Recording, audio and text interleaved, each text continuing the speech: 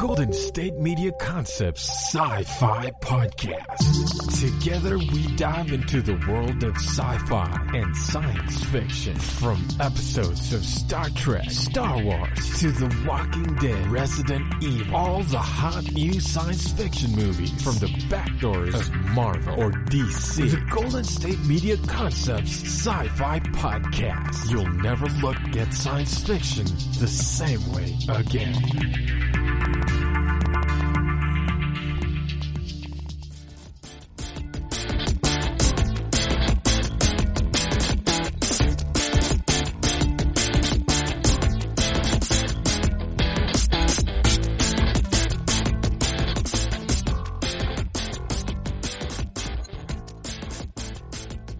Thank you for tuning in to the GSMC Sci-Fi Podcast, brought to you by the GSMC Podcast Network.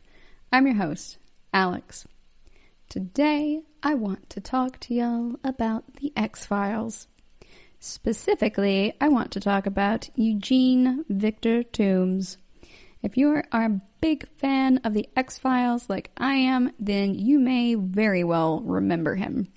Eugene Victor Toombs first popped up in the first season. It was actually the third episode of The X-Files, and it came out in 1993. It was written by Glenn Morgan and James Wong, and I absolutely love Morgan and Wong's work. They have written many of my favorite episodes, and they're really great with the monster episodes, you guys. And this was really the first Monster of the Week episode that we get in the X-Files. So the first two episodes are really more about the mythology arc, like the aliens and everything, and introducing the characters. And then we get this wonderful Monster of the Week episode. And in this particular episode, Mulder and Scully are looking for a serial killer who has seemingly been active for nearly a century. And he can get in and out of places that no one else should be able to. These tiny, tiny, narrow gaps. So in this episode, we started out with a businessman strolling through a street in Baltimore, Maryland around dusk. And he's going to his car and is being watched by some yellow eyes inside of a storm drain. Very big It vibes. And then as Usher exits the elevator, that's the guy's name, is George Usher. He is in an office building, he's exiting an elevator, and the doors to the elevator open again, but the cabin is gone, like the actual chamber that we know of as an elevator that is inside of the shaft. And the cables in the open shaft are shaking a little bit, maybe like someone is climbing them. And this guy's not really noticing that much. He just goes ahead, makes a call to his wife, and leaves his office to go get some coffee. And as he leaves, a vent in his office is quietly unscrewed from inside, and it starts to open. I really love this scene in the episode. It's so creepy to just see the screws opening without really knowing what's going on the other side. And someone has to be in there like just twisting them themselves, because the part that you need to really get the screwdriver into is not there, the head of it really. So it looks really creepy and it's done slowly. I love it. And then the guy comes back to his office and his door is suddenly closed from the inside.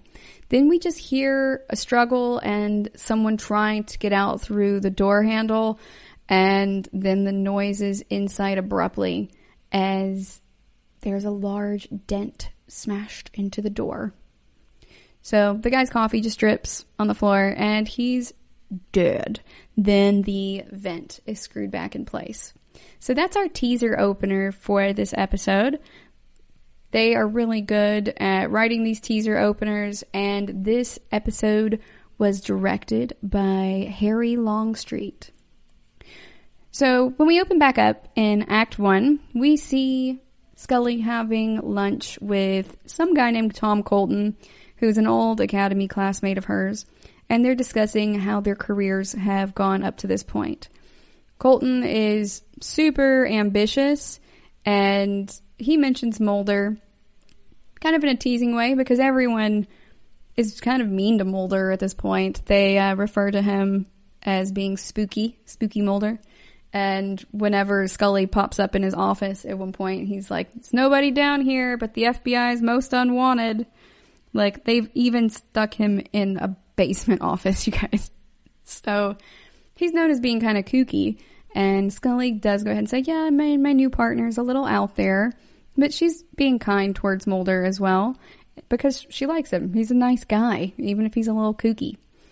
And then Tom starts telling Scully about a case he's been assigned, and it involved some of these serial killer victims, with the latest one being the guy that was killed in the teaser opener.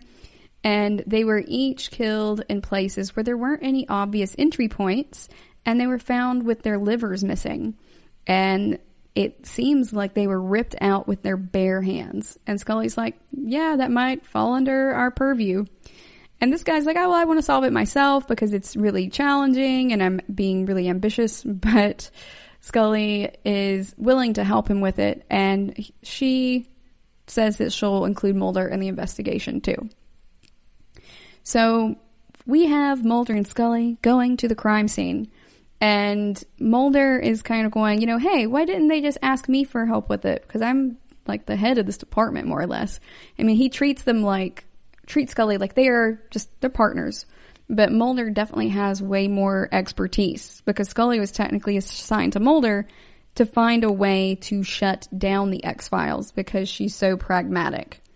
But Mulder is really firmly into this stuff. And he seems a little bit surprised when Scully mentions he has an unflattering reputation. And he asks if she thinks that he's spooky too.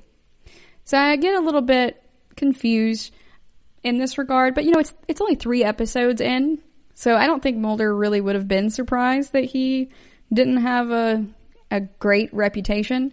He's an Oxford-trained behavioral psychologist, first and foremost, so Mulder's a really smart guy, especially in the ways of human behavior. It seems highly suspect that he would not have noticed this before, and he acts differently throughout the rest of the series when it comes to things like this.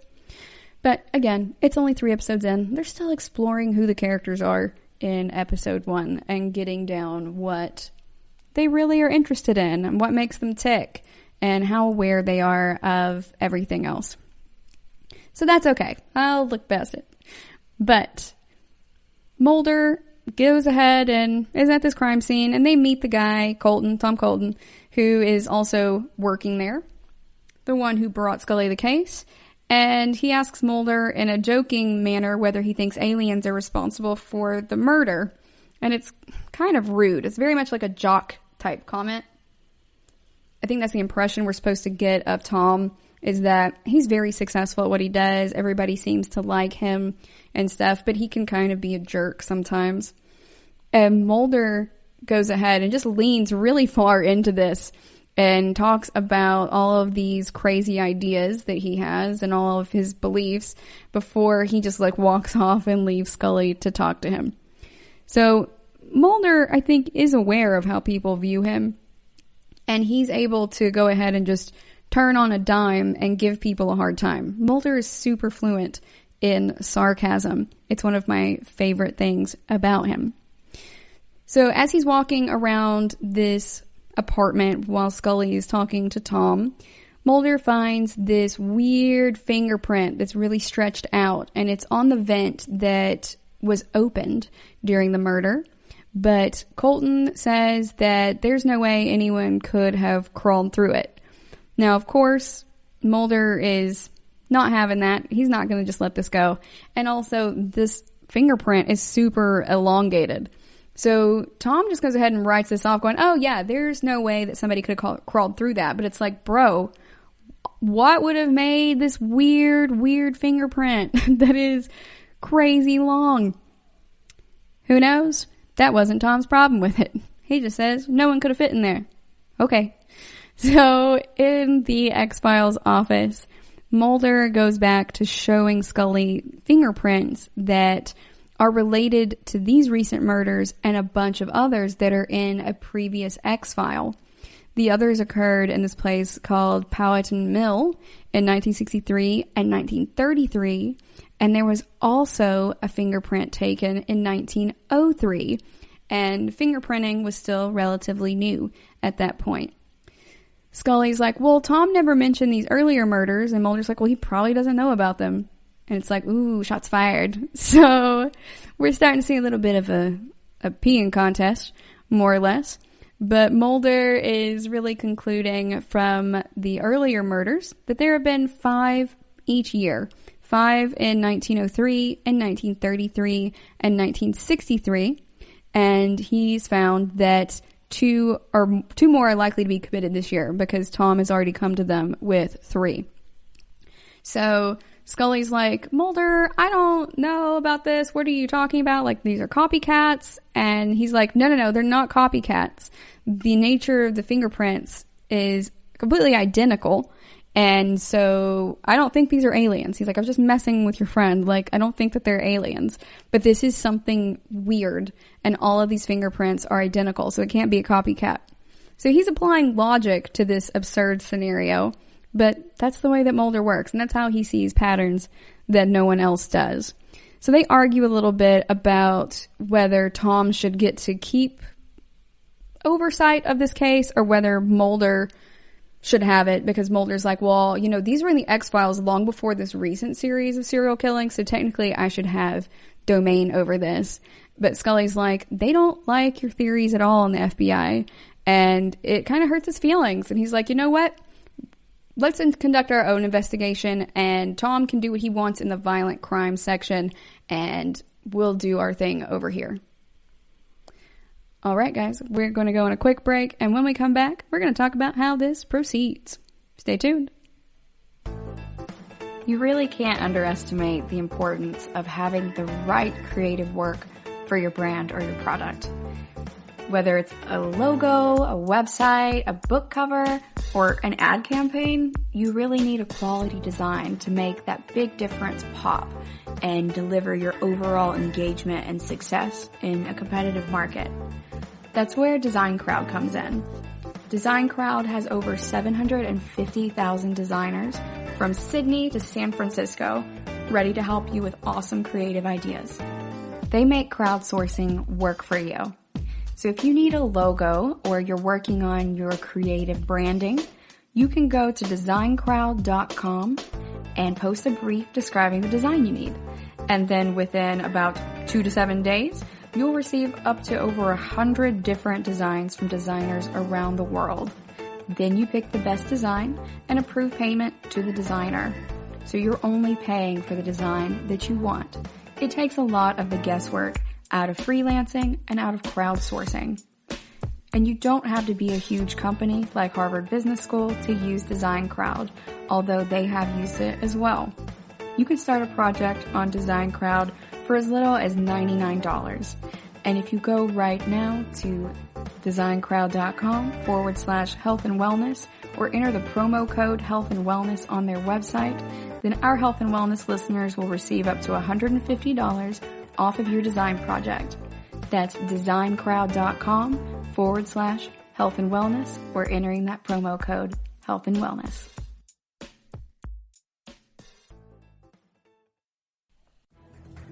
Want to find out what movies to go see? Then check out the GSMC Movie Podcast. It's your ticket to the latest movies, whether it's a new blockbuster event, romantic, comedy, or action flick. This show has got it all covered. They talk some what to go see now, don't bother, what's hot on Netflix, and everything in between. That's GSMCpodcast.com/movie-podcast. When it's all about the movies, it has to be this new show. Don't forget to like them on Facebook and follow them on Twitter. Visit GSMCpodcast.com for more info.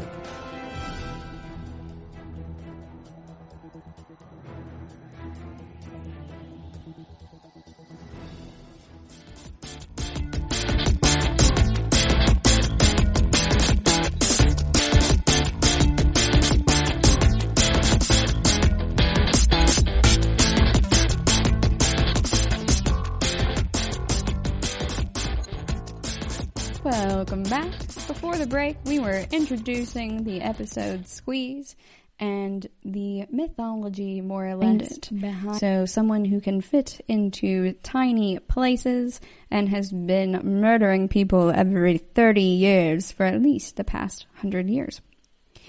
So at this point, Scully and Mulder have decided they're going to conduct their own investigation that's separate from Tom's in the violent crime section. Of course, this is not really ideal for Scully, is now she feels kind of like she's in between her partner and one of her old academy buddies.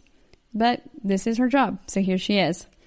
So she types up that psychological profile of the killer and presents it to the violent crime section. And then she recommends that Tom's boss organizes a stakeout of the crime scenes. And Scully believes the killer is going to return to one of them. So Tom's boss suggests that Scully work overtime with his team and reference to her usual work as essentially being a joke. And she looks uncomfortable, but the other agents are all laughing. So they're kind of portraying Mulder as being a joke. And like that's her career right now too. So I feel like Scully is bothered both by how they're being disparaging of Mulder because she likes him and she respects him. And he is also her friend, but also that's her work too. So these people think that they're just making fun of Mulder, but they're also essentially being disparaging towards her as well. So Scully goes on a stakeout and is sitting alone in her car and is staking out the parking garage of George Usher's apartment, the guy who was killed in the teaser. And she's alerted by kind of a banging noise that she hears kind of far off. And she looks around the area and finds Mulder popping out of the shadows essentially at her and joking about the situation.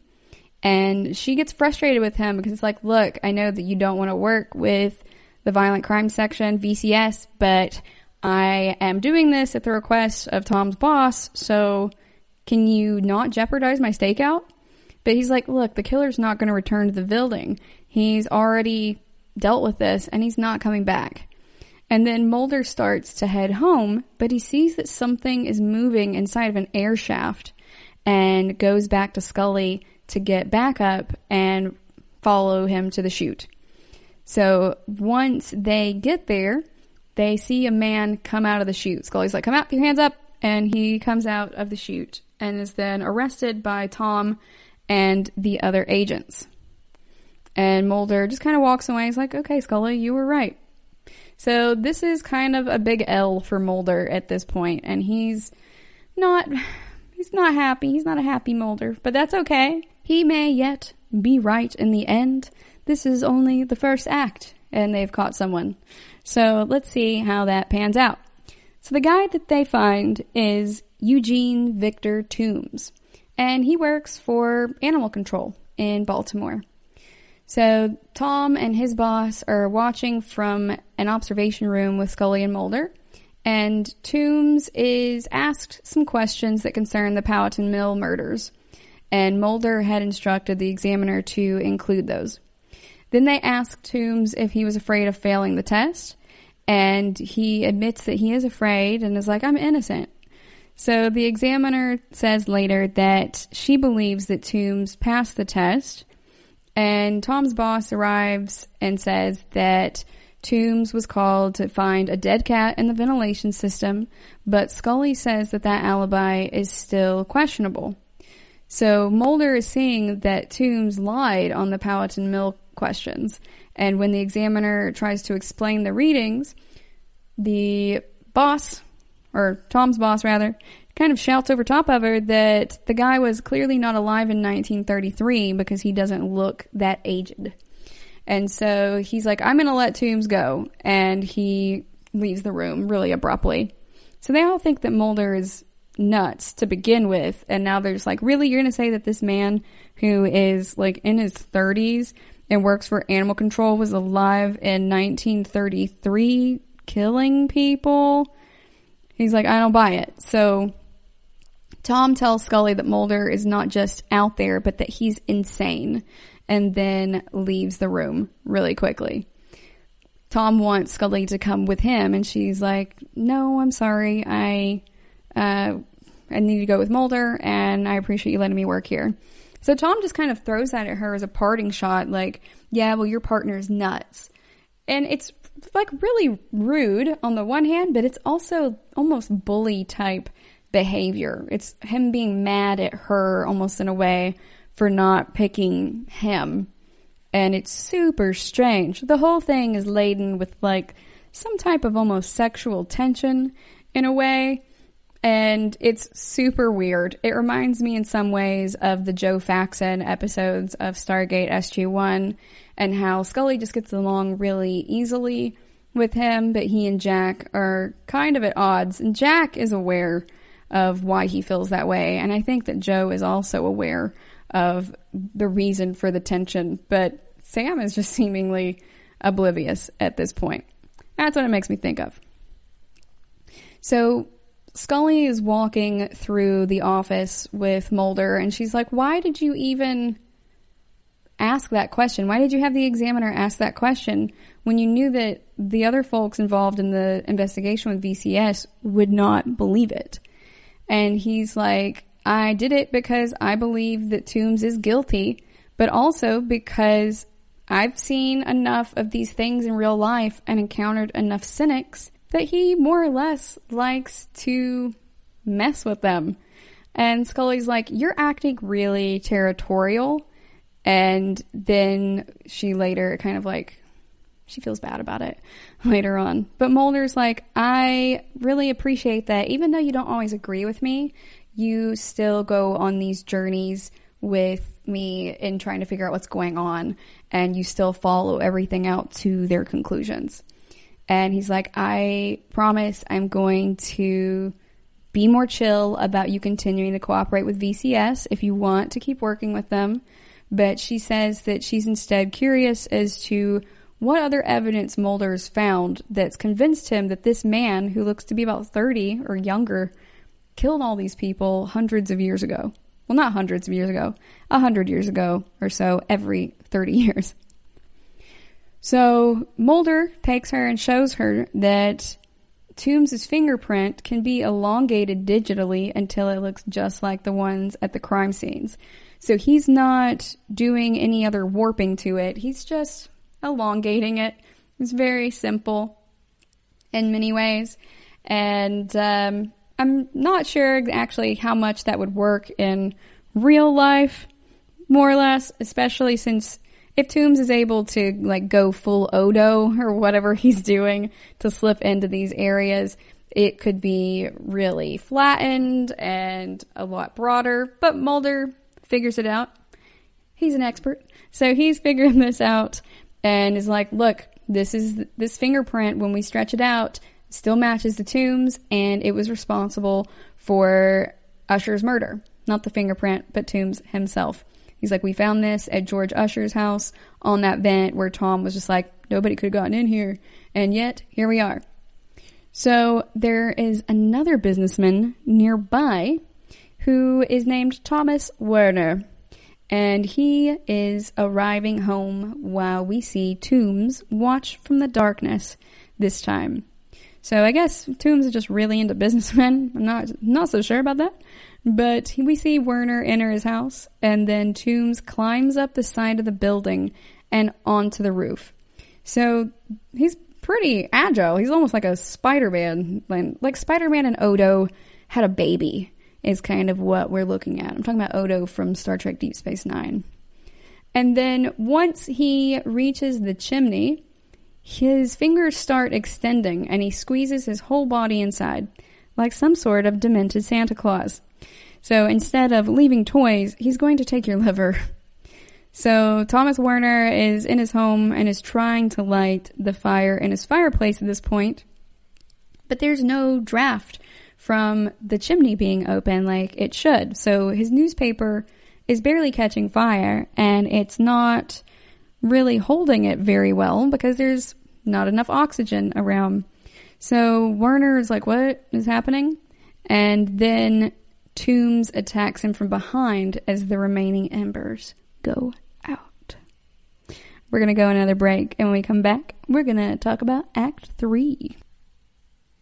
I want to talk to you guys about this amazing product I've been using lately called Hydrant.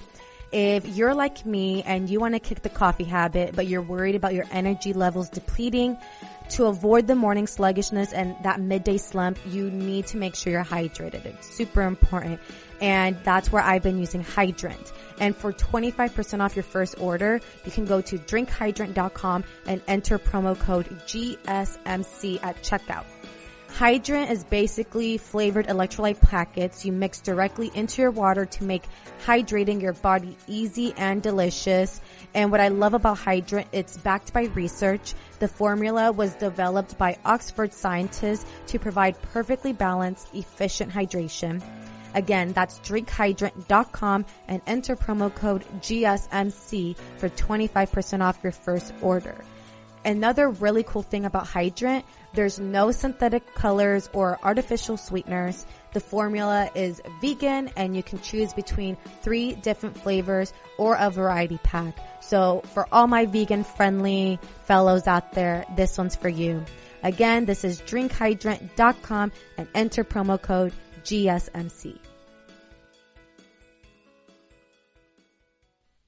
Tired of searching the vast jungle of podcasts? Now listen close and hear this out.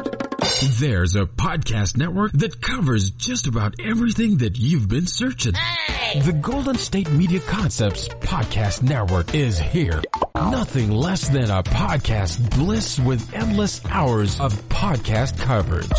From news, sports, music, fashion, cooking, entertainment, fantasy, football, and so much more. So stop lurking around and go straight out to the Golden State Media Concepts Podcast Network. Guaranteed to fill that podcast itch. Whatever it may be. Visit us at www.gsmcpodcast.com. Follow us on Facebook and Twitter and download us on iTunes, SoundCloud, and Google Play.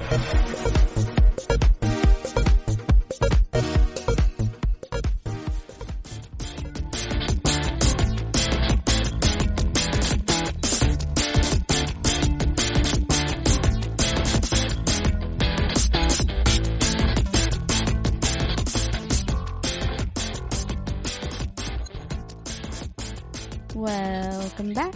Before the break, we were talking about Act 2, in which Eugene Victor Toombs gets a polygraph test, and Mulder has them ask questions about the murders from decades ago. And then Scully and Mulder decide that really he's going to accept her working with the VCS, and he's like, I'm sorry, that was kind of being a jerk. I'm going to chill out. And she's like, it's okay, I would rather work with you on this right now anyway.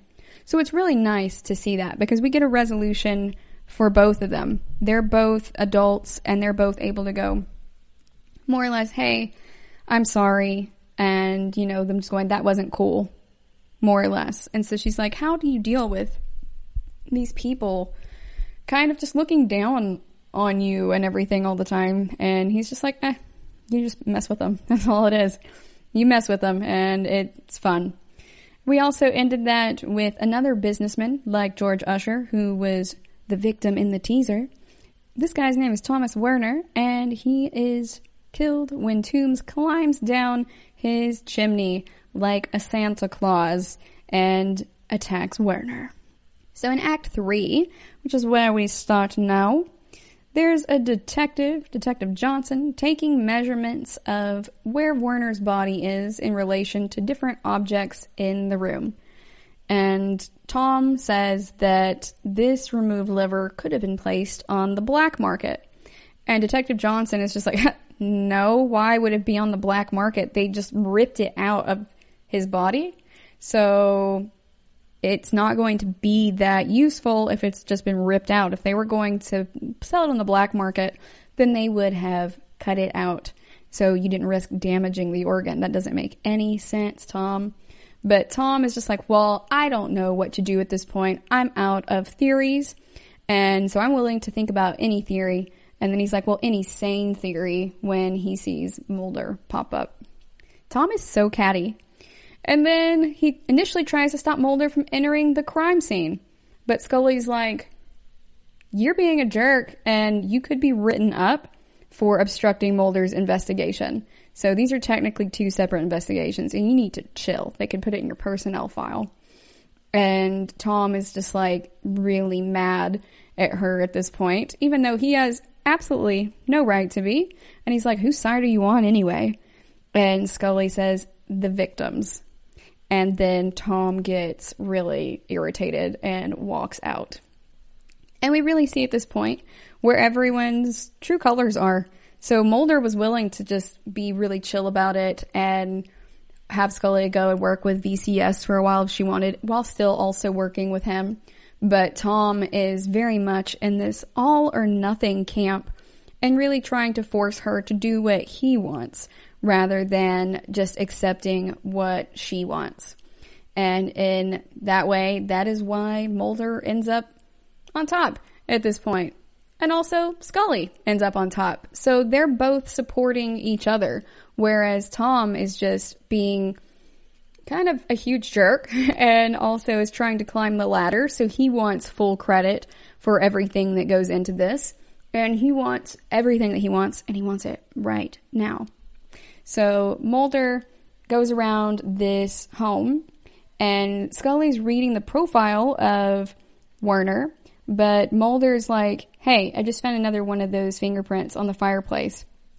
And he's like, it looks like he took something from the mantle too. So Mulder starts searching through old records with a microfiche projector. You guys, it's been a long time since I've seen a microfiche projector. It's some ancient technology at this point, but you see it a lot in the X-Files and also in several Supernatural episodes, because a lot of the folks who were involved with the X-Files were involved with Supernatural at various points. And Mulder finds a 1903 census record that has Toombs in it. And as Scully comes in, she's like, Toombs' listed address is fake, and he's not gone back to work since that time we arrested him, gave him a polygraph, and let him loose. So Mulder shows her that the address for Toombs in the census record is the apartment below the person who was murdered in 1903. And Scully starts to think that these previous murders were committed by his ancestors. So that's as far as she can rationalize it in accepting what Mulder is coming up with at this point. And it's like, okay, well maybe he was just named after his father, who was named after his father, and maybe his family just murders people for generations. Which is, you know, as good of a theory as any rational theory could be for it at this point. And Scully is exploring that and thinks, you know, Toombs is going to kill another victim before going any further. And Mulder is like, you know, he's definitely going to kill another victim, and then he's going to come back in 2023 unless we stop him now. And so guys, 2023 is right around the corner. It seems really weird to think about that because I remember when this episode first came out, but we're about 3 years out from Eugene Victor Toombs needing to come back out of hibernation and eat someone's liver, or 5 someone's livers. So keeping that in mind, Mulder suggested that he and Scully go ahead and search through the available records they have for anything they can find on Eugene Toombs. Their search is ultimately unsuccessful, but they've been through a lot of records at this point, and Scully's like, I found the address of one of the folks who investigated the murder in 1933, so we can go and ask him about it. And they end up traveling to a retirement home in order to do so. So the person that they go to interview is a retired detective named Frank Briggs, and he's at the Lynn Acres retirement home. So he tells them about how he was an experienced detective already at that time and was horrified by the murders that he had to investigate that were committed by this person ripping out people's livers. And he said that it made him feel that evil was real. He felt like the presence of evil So Mulder helps Briggs get a box down, and Briggs says that he kept investigating tombs unofficially in 1963 when he was working a desk job by that point. And so Briggs has been keeping this box like people keep shoeboxes of pictures of exes and memorabilia, letters they've written you, etc., under his bed. And Briggs has kept this box full of information about tombs, all of the evidence that he had found that wasn't accepted as evidence, I guess, at the evidence lockup. I'm not sure how it worked in the 30s and the 60s, you guys, but this man has a bunch of evidence at his house, and I'm assuming that they just thought he was nuts when he was, saying that it was tombs before, just like they're doing to Mulder, and just let him keep it because they didn't think that it was valuable evidence, or this man straight up stole evidence and kept it as memorabilia in his home. Now, granted, as the years have gone on, I totally understand that no one would believe Briggs that Toombs was the bad guy, but because he seemingly doesn't age, but it's still kind of weird that he has that. So in this box, Briggs not only has that evidence, but he has a piece of a removed liver. And Briggs is like, Toombs would take personal items from the victims as trophies, and he is showing him these pictures. And when he gets to the picture of Toombs, he looks almost identical to how he currently looks in where he's standing at the same building, the same address he was living in 1903, and where the first victim was killed that year. We're going to go on a quick break, and when we come back, we're going to talk about what Mulder and Scully do with this info. You really can't underestimate the importance of having the right creative work for your brand or your product. Whether it's a logo, a website, a book cover, or an ad campaign, you really need a quality design to make that big difference pop and deliver your overall engagement and success in a competitive market. That's where Design Crowd comes in. Design Crowd has over 750,000 designers from Sydney to San Francisco ready to help you with awesome creative ideas. They make crowdsourcing work for you. So if you need a logo or you're working on your creative branding, you can go to designcrowd.com and post a brief describing the design you need. And then within about 2 to 7 days, you'll receive up to over 100 different designs from designers around the world. Then you pick the best design and approve payment to the designer. So you're only paying for the design that you want. It takes a lot of the guesswork out of freelancing and out of crowdsourcing. And you don't have to be a huge company like Harvard Business School to use Design Crowd, although they have used it as well. You can start a project on Design Crowd for as little as $99. And if you go right now to designcrowd.com/health and wellness or enter the promo code health and wellness on their website, then our health and wellness listeners will receive up to $150 off of your design project. That's designcrowd.com/health and wellness or entering that promo code health and wellness. Watching TV has changed over time. Streaming has become the new norm. That's why Golden State Media Concepts television podcast dives headfirst to the world of cord cutting. Want to be on the loop of what's hot in Netflix? Or if it's not a preference, what about original shows in Hulu? We've got you covered. Join us as we fill in the blank and talk about movies to stream and what show you should be binging. This is the Golden State Media Concepts television podcast.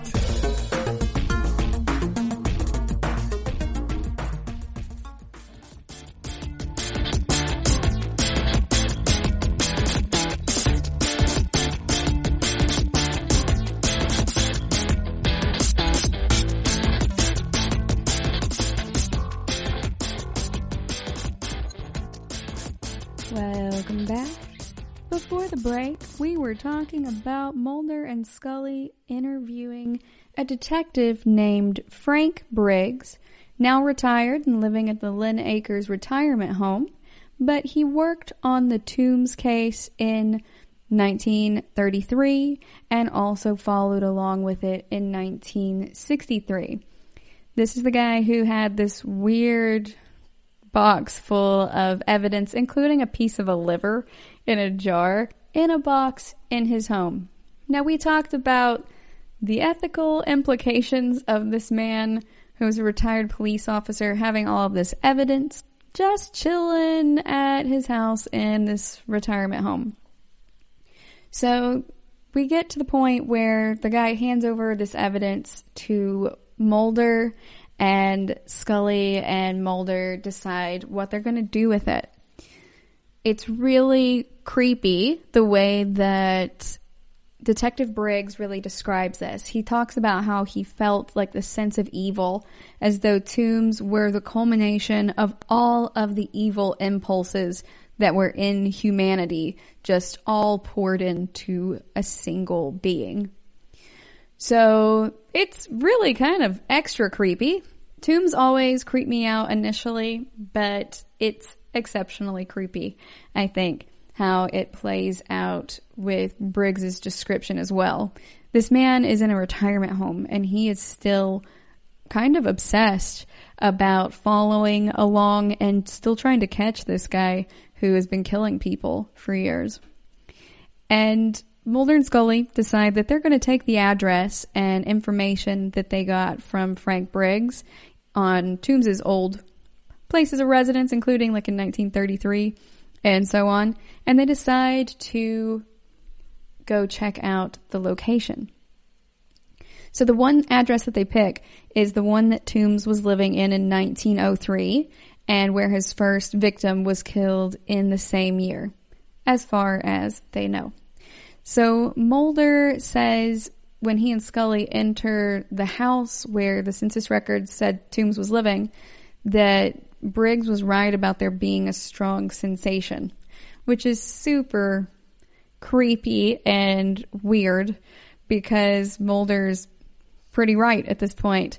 When they get to a wall in the area, there's a hole in it that's behind a propped up mattress, and they climb down it into an old coal cellar. And then they find all of the trophies that Toombs has been collecting from people's houses that they first noticed when something looked like it was missing from Mr. Werner's mantelpiece. They found a whole bunch of stuff, some coffee mugs, etc., and also a nest made from rags and newspapers. I remember that just really grossing me out when I thought about it, because it reminded me like of those types of birds who make nests by like spitting paper at it, or like kind of how wasps' nests looked in a way. It was super creepy.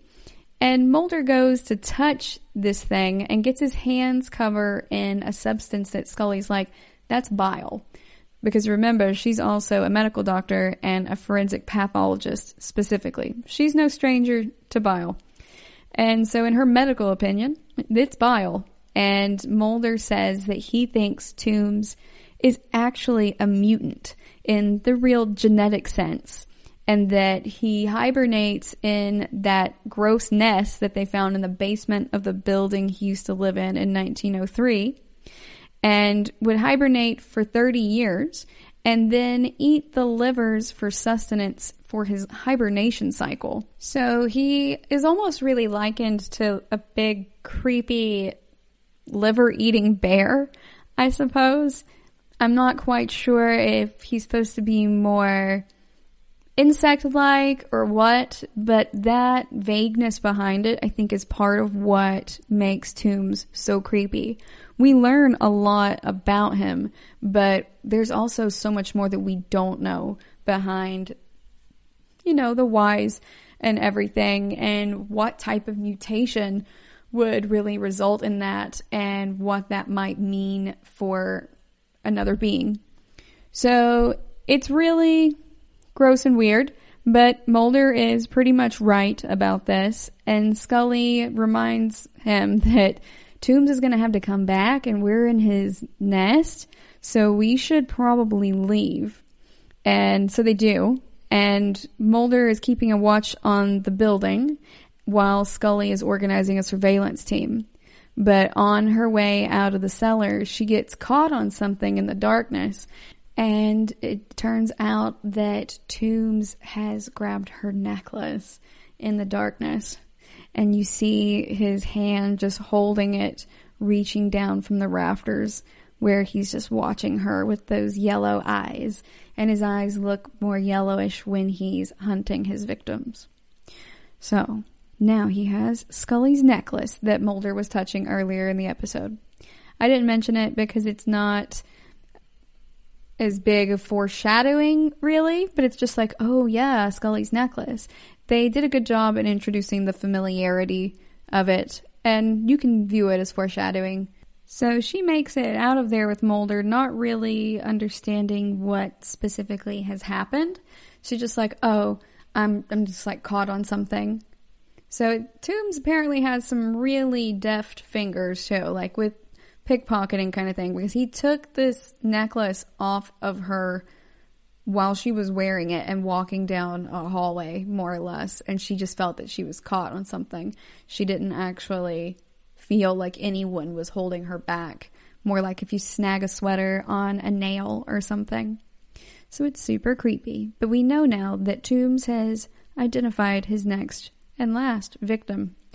So we close out that act and open Act 4 with Mulder waiting outside of Toombs' building, his old apartment building, and Agent Kennedy and Agent Kramer arrive. That's the backup that Scully has been organizing, or rather their surveillance team.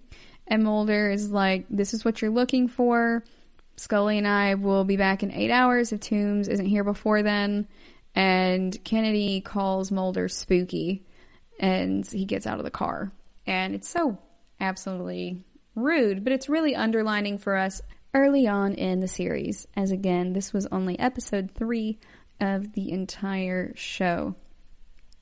So they're really hard underlying this, that everyone thinks Mulder is spooky and weird, and they're letting him know at every point possible that they know he's weird, and they're just picking on him. It's really jock-like, and that's what I'm feeling is we're supposed to get from the violent crimes section, is that the violent crimes component of the FBI in this show is supposed to be people who are very upwardly mobile, and they're ambitious, and they tend to get what they want a lot of the times. Like, that's why they're on this premier unit, is because they have good solve rates and stuff, is kind of the impression that you get from this. Whereas Mulder is the head of the least solved department, and it's not even really a department, it's just a basement corner office with a ton of boxes in it. So it's really setting them up diametrically to be examined, and ultimately it's interesting that Scully sides the most with Mulder. It seems to be more off-putting to her that these other people are making fun of him and being cruel than it bothers her that Mulder is completely almost antithetical to who she is in her beliefs as a person and as a woman of science, when he's out here telling her that they're going to hunt for Mothmen and hunt for liver-eating mutants.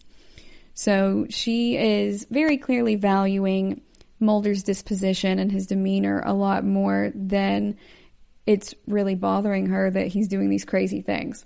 And we see that grow over the years as well, where she just mostly gets frustrated with him, but is generally resigned to it and ultimately very fond of him.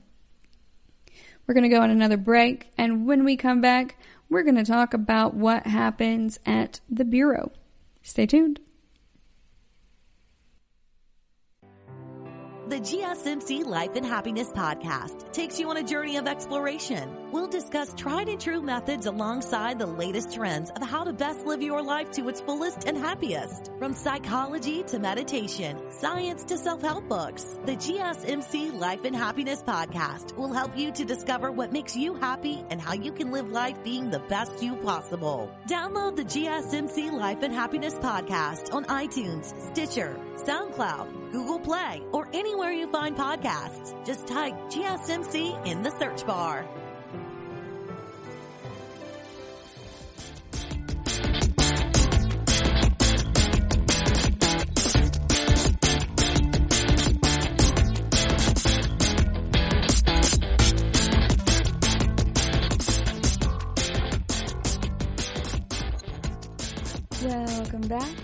Before the break, we were discussing Scully and Mulder taking the information they got from Detective Briggs to find Toombs's gross nest and hoard of trophies in an old coal cellar within the basement of the building he killed his first victim in 1903.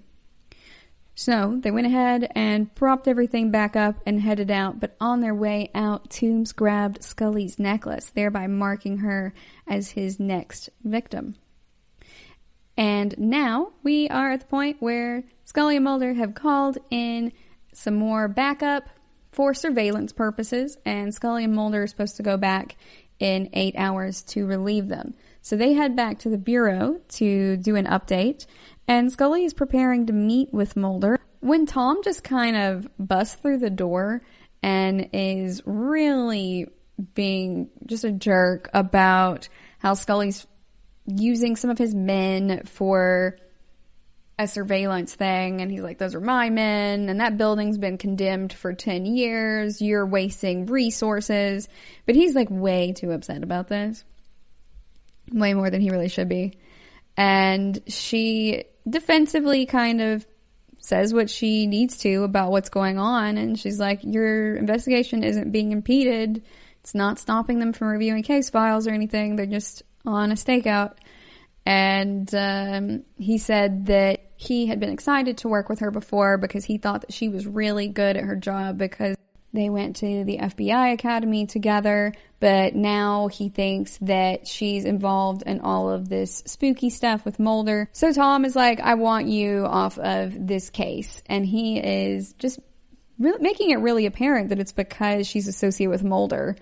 And Scully is really livid with Tom at this point.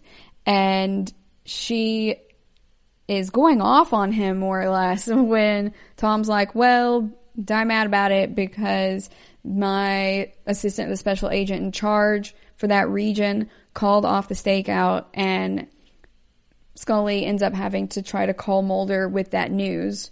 But Tom's like, oh no, I want to go ahead and gloat and tell him first. It's so just needlessly cruel and crappy and kind of manipulative, and Scully just loses it on Tom some more and tells him that his career could only end with him landing on his butt, and she storms out of the room while he's trying to call Mulder, but he just gets the answering machine ultimately. So it's just a really rough day for Scully at this point. She had a lot of feelings going up and down. She sees some wacky stuff, some nests made of newspaper and rags and human bile, and then had to leave that there and wait for Toombs to come back. So she goes home after this awful day and this weird fight with her old friend, who it turns out is a super jerk, and she goes in her home to change clothes and everything and get ready for her part of the stakeout. And we see Toombs watching her from the bushes. So a little bit after that, Mulder drives to Toombs' apartment building and is like, why is no one waiting for me? There's other agents should be here to trade out. So it becomes apparent to us that Toombs may already have Scully, because she was still going to call Mulder and let him know about what was changing. And it's clear that Mulder has not listened to the voicemail from Tom. He very likely knew who that was and purposely didn't answer it. So Mulder is freaked out about that and he runs inside. But we see Scully in the bathroom of her apartment now. So we know that he didn't get her quite yet. And she gets Mulder's answering machine and is just going off a little bit about Colton and how Tom Colton is just a jerk and everything. And she leaves a message for him to call her back when he gets home. Because remember, back in the X-Files day, there weren't really cell phones. It was back when people had car phones and beepers and stuff. But a cell phone was huge and bulky and expensive if they were available at the time. And indeed, in the X-Files, you can tell what year it is by how huge their phones are And, they also carry those flashlights, which are hilarious to see them wheeled next to those phones. So the phones are like way bigger than their firearms and their flashlights at that point. So Scully is starting to run herself a bath now. So she's tried to call Mulder. He didn't pick up because it's on his home voicemail. So he's not been home yet at this point, and so he's not able to listen to any of these messages. We then see that when she starts to run her bath and she walks out of the bathroom, Toombs appears in the window. So he's probably climbing her building again. Not her specific building, but climbing a building again, like he did earlier with Werner. So we cut from here over to where Mulder is, and he's in that cellar, and he finds Scully's necklace in that trophy collection. And then he freaks out, and he leaves to go and try to help her. So she finishes running her bath, and she opens some Epsom salt or something to go into the bath when you see bile drop onto her hand from the grill in the ceiling, like the faceplate of the air vent. And then she flees into the living room and grabs her gun. So she does not quite believe that Toombs would be able to be a 100-year-old mutant that eats people's livers and stuff, but she does believe that he is a killer. So this is enough evidence for Scully to go ahead and grab her gun. So Mulder rushes over to her apartment. He tries to call her, but it can't come through because someone, Toombs obviously, has cut the phone wires to her apartment. So yeah, guys, if you were born after a certain point in the 2000s, at a certain time, we used to have our phones tethered to the wall with a cord, just like in Stranger Things, well into the 90s. So there is that. If you cut it, there was no other recourse. There was no cell phone to turn to. So Scully is now in grave danger. And she is trying to get through her apartment when Toombs punches through a floorboard vent like a psycho and grabs her leg. So he trips her, and of course, this causes her to lose her gun. And she's struggling to get free of him and is fighting pretty hard. Our early season Scully isn't fighting as hard as our later season Scully does, but she still gives it to him good, and he is trying his best to hold her still. So he bursts out of the vent while he is holding onto her leg and is trying to rip out her liver when Mulder kicks the door in. It is very well played and super creepy. All right, guys, we're going to go on a quick break. And when we come back, we're going to talk about what happens next.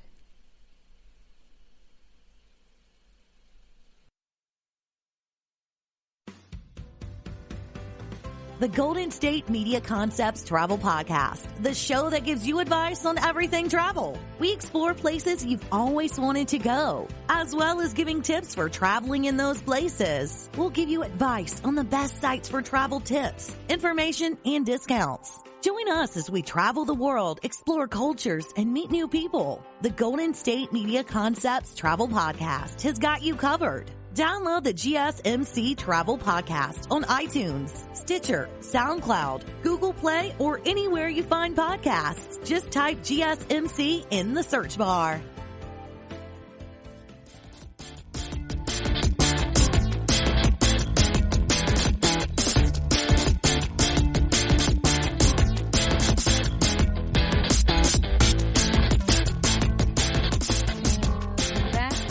Before the break, we were talking about what happens when Mulder gets to Toombs' apartment and the agents who are doing the surveillance have been called off by the ASAC, and so now Toombs is trying to kill Scully.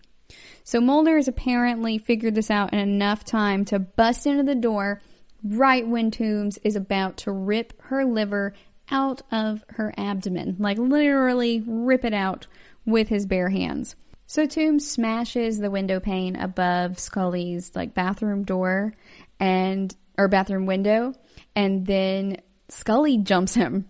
So Scully is not taking this lying down. She's not over here in shock or anything at this point. She is just mad, and she is on the case. So Scully gets up and jumps him, and Mulder kind of tag teams in and manages to handcuff one of Toombs' hands, but he gets kicked across the room, or just goes flying across the room a little bit, and then Scully gets to attach the other handcuff to the bathtub faucet. And Mulder is really excited at this point that the killer can't finish his quota this time, which is, you know, a little CSI Miami before CSI Miami was a thing. But it was a lot of fun. Mulder was always very sarcastic and very tongue-in-cheek, so it played very well. They have finally caught Toombs, and Detective Briggs starts crying in his nursing home when he sees a report about Toombs being captured in the newspaper. And he's sitting there reading that, and he just probably feels very vindicated at that point. This was his white whale, in a way, and he has been caught. So we see then another copy of that same article in the newspaper, and you see Toombs is in the psych ward, and he's ripping up the paper and licking it and using it to build a nasty new nest of bile and newspaper and whatever he can get a hold of where he's confined. And Mulder's watching him through a window in the cell door when Scully gets there, and she says that the findings confirm that Toombs is a human, but he's a genetic anomaly. And Mulder really ignores her. He doesn't really care about the reason why, per se, which I find to be very interesting. But he is just talking about how inadequate the security measures are in there. He seems to think that Toombs could definitely escape in that area, although a normal human couldn't. So Mulder is very focused on this, but he's kind of dismissive of Scully being fascinated that Toombs is genetically a human anomaly. And on the other hand, Scully is just like, Mulder, he's a person. He's not going to be able to get out of there. So they're kind of both dismissing the other by the end of this. And I love how they end it that way. They're still accepting of whatever the other wants to go on about, but they're not necessarily going to discuss it. And then Scully and Mulder walk away at the end of this episode as a food tray is put into the cell through that little rectangular slot that you see in cell doors or in psych ward doors on television. And so in his room, Toombs notices that and just very softly smiles. Very calmly. It's eerie how calm he is. And the actor who played him, I believe, was Doug Hutchison, and he did a very good job at it. It was just so understated for a lot of the time, and he looks amazing with all of that jaundice type makeup too. I also really love some of the quotes from this particular episode, and it really gives us an idea of who Mulder is as a person. Now, Scully's had a crap week, more or less, in hunting this down, or maybe a month, who knows how long. But Mulder's also having a hard time. He's just, we're not seeing as much of it. Mulder's like, people pick on me all the time, so I just try to say crazier stuff, get ahead of it. But he's had a rough week, and then he gets bile on his hands from touching that nest. And Scully goes, "Oh my God, Mulder, it smells like, I think it's bile." And Mulder goes, "Is there any way I can get it off my fingers quickly without betraying my cool exterior?" And it's so funny the way that David Duchovny delivers that.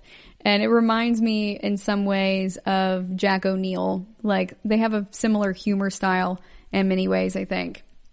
Also, you know, they both investigate aliens and stuff, so they'd probably get along fine. They could watch The Simpsons together. And so we get a lot of really silly quotes in this. We get to see Scully getting really righteously angry at Tom, and we see Mulder being typical, as we'll come to find, silly Mulder, even as he is incredibly grossed out. he does make a lot of hilarious jokes about his masculinity. And that's one thing that I love about Mulder. He makes tons of jokes about it over the years, and they're all really funny. And it's just like softly self-deprecating. And he's like, would you still think of me as a man if blah, blah, blah.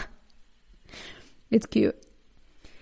In addition, in this episode, we also have several tropes. And y'all know how much I love my tropes. So, of course, one of them is the air vent passageway. We've seen this in other sci-fi, horror, and other types of speculative fiction, how some characters are able to get through these really tight and narrow passageways, but somehow they get through anyway. Kind of like Odo or Toombs in this situation. Odo could totally get through an air vent passageway. We also see the anthropomorphic personification. So it's trying to personify some concept to be like human. So it's something incarnate or in the flesh, more or less. And that's where Frank Briggs is talking about how he thinks Toombs is like this collection of the most evil impulses that belong in humanity, and they are just made manifest in his human form. So he's the personification of humanity's evil impulses. And it's totally fair. That is a really great way to look at it, I think. And I guess that's why we don't really go much into the background of why Toombs is, genetically different, or what types of mutations he has that are accompanying this. All we need to know is that he may be just a personification of evil, because Mulder doesn't care if it has a scientific background. Is it sci-fi? Is it horror? Is it fantasy? Mulder doesn't really care which one it is. They explored all kinds of different X-Files over the years, and he cared about all of them very much. So he will investigate anything. And I love that for him, this doesn't matter about the scientific origins. He's like, maybe he is just the personification of evil. And for Mulder, that's good enough. Now, that would drive me crazy in real life. I'm very much a Scully in that way. But I like how they go ahead and show you the difference between how they approach their problems as well.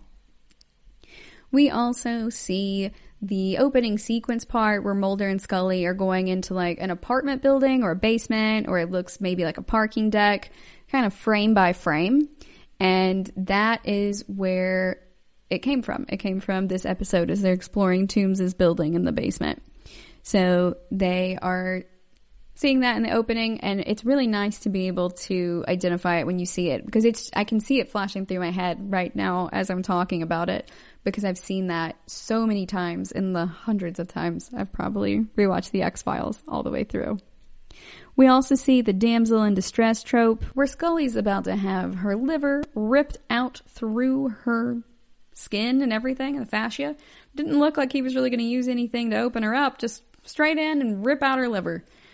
I don't know if he just doesn't care if it gets pulled away in chunks, but I digress. She's about to get her liver pulled out when Mulder comes in and stops Toombs in the act. Granted, Scully is the one who grabs him before he can get out of the window and escape, though. So I'm not sure it's an entire damsel in distress, but that element within the scene is definitely one. We also get an exposition of immortality, so showing Toombs in 1933 and that one picture that Detective Briggs had, and then us getting to see Toombs as he is present day in his interactions with Mulder and Scully. That really shows us that this guy has not aged, so he's more or less immortal as far as we can tell. We also see Mulder doing a fingertip drug analysis. I love these. It's something that Jack does a lot on Stargate and stuff too. So they're getting a thing where someone is touching something they're not supposed to. And in this case, Mulder just digs his fingers into Toombs' gross rat nest thing and is not wearing any gloves. And then he's just like, oh no, I get bile on my fingers. It makes me laugh because it's set up for a laugh, but it's just so silly because he's not wearing gloves or anything. He's not wearing latex gloves or nitrile. No gloves at all. So we also see that foreshadowing with Mulder touching the pendant on Scully's necklace. And we also see that Toombs isn't just needing to get human livers to hibernate. He doesn't have to just eat 5 of them and then hibernate for 30 years. He also has to, but he also is just killing people for fun. You can tell that he likes it, and he is choosing challenges. So he could just slip under anybody's door or whatever. He could go through vents that are actually regular size, or go into somebody's house who just leaves their door unlocked. But he is choosing places that are challenging to get into for each of these. And it's like he's hunting for sport, you know? It reminds me of people hunting for sport, really. Or like the island of Dr. Moreau, or how Ramsay Bolton and Miranda would release people into the woods and hunt them down and set the dogs on them and stuff. Just because they're for the evils. It's like For the Lulz, but it's a trope called For the Evils. And that is what we also see in Ramsay Bolton. That is what all of those characters have in common, is the For the Evils trope. And that's why we think of them. So he's choosing challenges and hunting for sport. And it looks like he takes trophies from his victims, often in advance. Or maybe most of the time in advance. Maybe he's scoping out these areas first, or he sees them on the street first and goes from there. So with Scully, he took something that she was carrying with her each day. But in the case of Werner, it was something that was on his mantle. So I guess Toombs just decides in the moment what he wants to take when he decides that's the person that he wants to eat, I guess. But sometimes in advance, and I think the other times he probably didn't break into Werner's and take the trophy ahead of time and then come back. He probably just took that when he was there. So sometimes he's taken the trophy before, sometimes after, but it seems like he had enough trophies that he was probably always taking a trophy. And then we also get to see, the gunman with 3 names trope, where your bad guy has 3 names. So we always refer to Toombs as Eugene Victor Toombs for the most part. When it says just Eugene Toombs, when you read about the episode, you're just like, Eugene Victor Toombs. It just pops into my head every time. We also get the horror hunger trope. So Toombs is a mutant and he eats human livers. And I guess 1 liver gives him 6 years or so, because 5 livers gives him 30 years. But it looks like he can actually still be okay without them. So he's also just doing it for the evils. He's also a hungry menace because he is having to murder innocents to eat his meals. You see that in a lot of vampire stories as well. There are so many tropes in this episode, so I'm going to stop there. You can read more about them online if you'd like. I want to wrap up this episode by talking briefly about why liver is a nutrient-dense superfood. So that is what they refer to it as in nutrition circles. Not all nutrition circles, of course, but in many. And it's definitely considered to be a superfood. Now, I do not personally tend to eat liver. I didn't grow up eating it except, hey, liver mush. But it's a little bit different for me to see it as like a steak, more or less, on a plate, like a liver steak or a slice.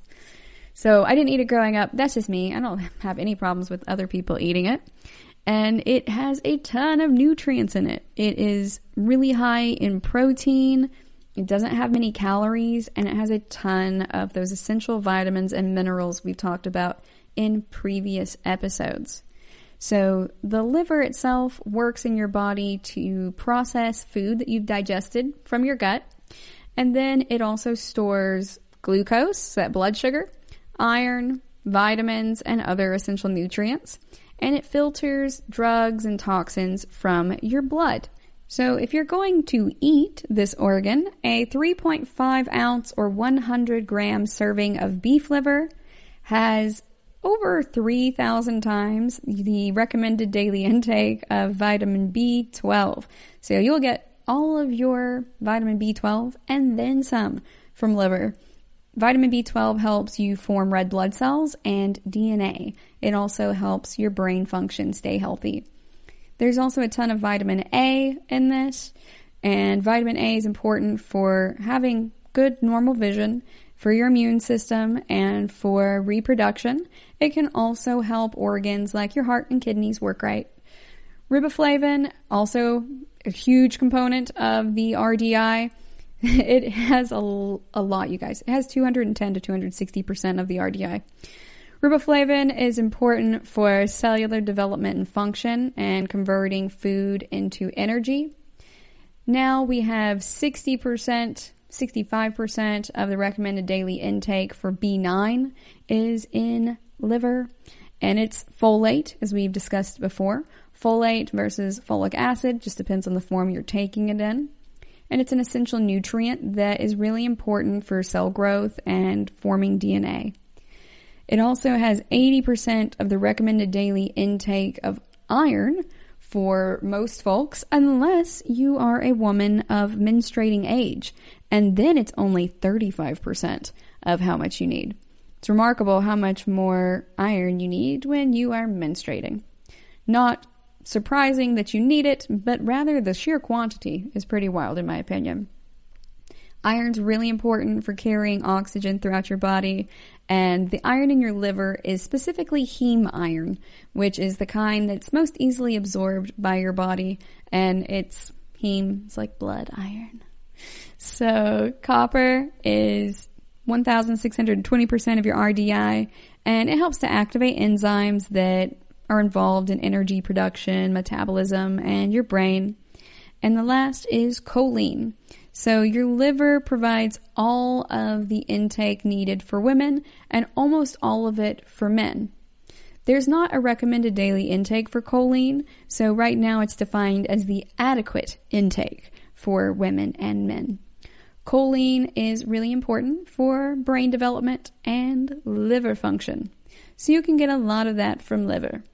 We don't know exactly why Eugene Victor Toombs wanted all of those livers, like what specifically is going on in his body, how it processes it, what he does with any of the byproducts. We don't really discuss any of that because Mulder's not interested in that. Scully could give us those answers. But it is really interesting to me that he was eating all these human livers. So I just wanted to see maybe what all the fuss was about in his favorite food. All right, guys. We are done for today. Thank you for tuning in to the GSMC Sci-Fi Podcast, brought to you by the GSMC Podcast Network. I'd like to ask that you please remember to subscribe to the show, and writing a nice review always really helps us. Also, if you could please follow us on Facebook, Twitter, and Instagram, I'd appreciate it. Thank you kindly, and have a good night. You've been listening to the Golden State Media Concepts Sci-Fi Podcast, part of the Golden State Media Concepts Podcast Network. You can find this show and others like it at www.gsmcpodcast.com. Download our podcast on iTunes, Stitcher, SoundCloud, and Google Play. Just type in GSMC to find all the shows from the Golden State Media Concepts Podcast Network, from movies to music, from sports to entertainment, and even weird news. You can also follow us on Twitter and on Facebook. Thank you, and we hope you have enjoyed today's program.